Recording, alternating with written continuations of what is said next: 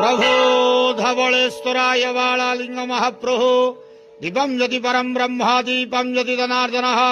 दीपहरत मे पापो पूजा दीप नमस्तुते मृत्युंजय ठाकुरे धवलेश्वराय बालालिंग महाप्रभु पंचमुखी नागदेवताय नमो नमः संसार सुखी रखंतु आज शुभ शनिवार रे समस्त श्रद्धालु भक्त मानक आश्रीपद करंतु मनस्कामना पूर्ण करंतु कर्म क्षेत्र उन्नति करंतु ग्रहरिष्ठ खंडन करंतु जगतर मंगल करंतु विश्वर कल्याण करंतु आपणकर नाम प्रकाश करंतु सेवकर डाक श्रवण करंतु समस्त गुआवसा भक्त मानकर मनस्कामना पूर्ण करंतु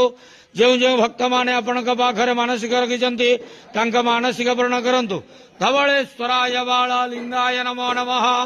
संसार सुखी रखंतरंदे गवार हरि बोलो आज शुभ शनिवार रे समस्त श्रद्धालु भक्त मानक आश्रीपद करंतरंदे गवार हरि बोलो प्रभु धवलेश्वराय बालालिंगाय नमो नमः